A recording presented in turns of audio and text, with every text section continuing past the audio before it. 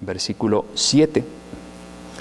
De paso, cuando habla el versículo 6 de Grecia, si ustedes van a Daniel 2, van a ver que tiene que ver con la parte de la cintura de la estatua con la cual soñó Nabucodonosor, y que era de bronce esa cintura, y el bronce era el metal que se usaba en los ejércitos griegos. Y luego vamos a las piernas de aquella estatua de Daniel 2, que tiene que ver con el versículo 7, es decir, las piernas de hierro. Y aquí dice: después de esto miraba yo en las visiones de la noche, y aquí la cuarta bestia, espantosa y terrible en gran manera fuerte, la cual tenía unos dientes grandes de hierro. Ustedes van a ver que Daniel 2, cuando habla de del sueño de Nabucodonosor, él ve que esas piernas son de hierro, pues precisamente se refiere a este imperio.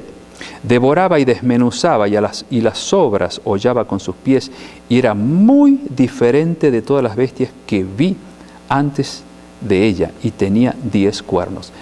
Aquí hay una frase clave: era muy diferente de todas las bestias que vi. Cuando Daniel ve este imperio pagano religioso, porque ya deja de ser un imperio pagano solamente, obviamente a Daniel le llama la atención, porque dice: este no es lo mismo que los otros, no es lo mismo que Babilonia, ni que los medos y los persas, ni que Grecia. Aquellos eran imperios paganos y no se metían con asuntos religiosos, pero este poder sí. Y dice el versículo 8: mientras yo contemplaba los cuernos, es decir, mientras contemplaba los poderes, los imperios, esos 4, he aquí que otro cuerno pequeño salía de entre ellos, y delante de él fueron arrancados 3 cuernos de los primeros. Y aquí que este cuerno tenía ojos como de hombre y una boca que hablaba grandes cosas. Este versículo nos hace recordar lo que dice Apocalipsis 13, que ya vamos a ver en algún momento, porque aquí ya es un imperio que no solo está dirigido por líderes paganos, sino que después este imperio se convertiría en un imperio pagano cristiano. Por eso Daniel le llama tanto la atención. De paso, volviendo a lo que le estoy mencionando del capítulo 2 de Daniel, cuando el rey Nabucodonosor tiene ese sueño y él va viendo lo que pasa en la historia, al llegar a esas piernas de hierro que representa Roma, luego llega a los pies, donde están los pies mezclados con barro y hierro, es decir, es imposible mezclar el barro con el hierro.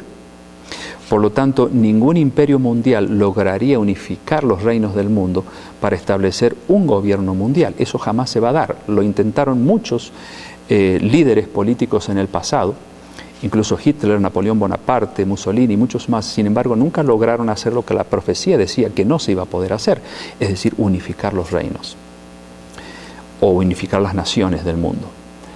Y al terminar ese sueño de Daniel 2, viene una gran piedra cortada del cielo, dice Daniel, y entonces cae sobre los pies, es decir, sobre ese lugar, sobre ese momento de la historia en el cual estamos viviendo ahora, cuando las naciones están divididas y cuando nada ni nadie puede lograr unificarlos y tener así un gobierno mundial. Esa roca obviamente es Cristo, y entonces viene a establecer su reino para siempre. Pero esto lo menciono a manera de paso para que ustedes lean luego el apasionante sueño de Nabucodonosor en el capítulo 2 de Daniel. Y aquí estos mismos 4 imperios se mencionan. Y después del versículo 7 que leímos, vamos a leer el 9, ya hemos leído el 8 recién. Estuve mirando hasta que fueron puestos tronos, y se sentó un anciano de días, cuyo vestido era blanco como la nieve, y el pelo de su cabeza como lana limpia, y el trono, su trono, llama de fuego, y las ruedas del mismo fuego ardiente.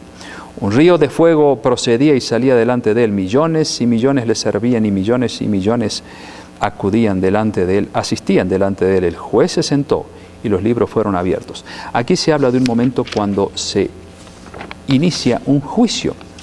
Obviamente estamos viviendo, como dijimos allí, al final de esta profecía. Vivimos en el tiempo cuando este poder tan diferente de todos los demás entraría en un terreno delicado, en un terreno sagrado, que es el terreno de las cosas de Dios, de las enseñanzas divinas.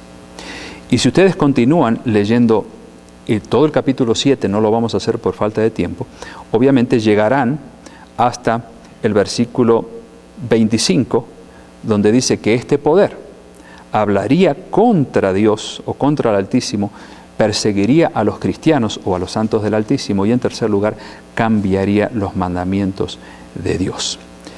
Bueno, hemos visto el contexto del versículo 25, que varias veces lo hemos mencionado en el pasado, pero ahora ustedes tienen una idea más general de el punto al cual queremos llegar.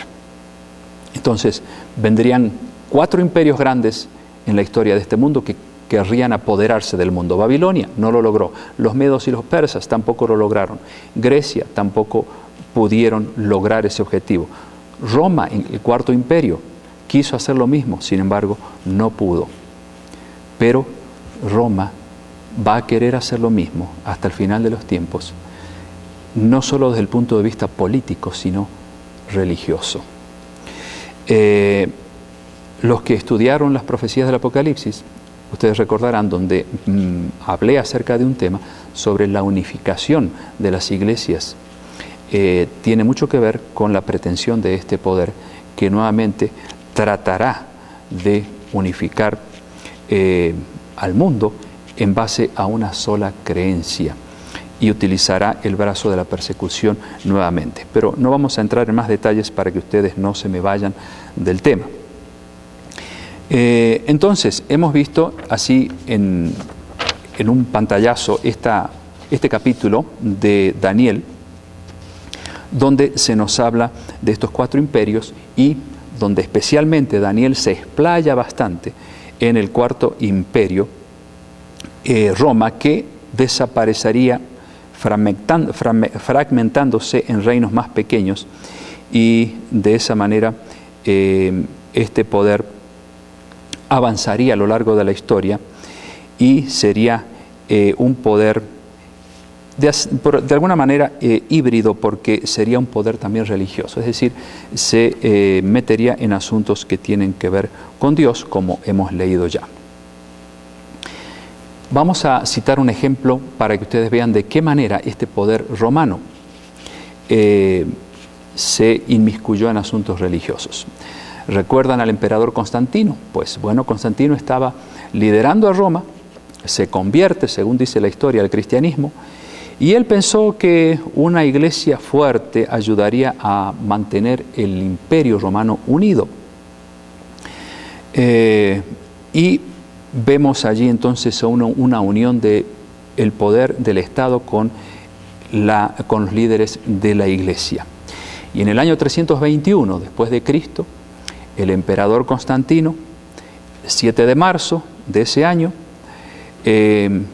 introduce la primera ley dominical que se conoce, donde él había escrito en la que él había escrito lo siguiente: que todos los magistrados y todos los ciudadanos y todos los mercaderes y artesanos descansen en el venerable día del sol. Ustedes recordarán que hemos hablado bastante de este tema, pero para aquellos que son nuevos es interesante que mencionemos esto, porque el día del sol, el Sunday o el Sonntag en alemán, Sunday en inglés, nos recuerda aquel día pagano introducido dentro del cristianismo como un día de guardar, con obviamente la excusa o con el argumento de que no sería para adorar al sol, pues Constantino era un adorador del sol, sino más bien para recordar o celebrar la resurrección de Cristo, el sol de justicia.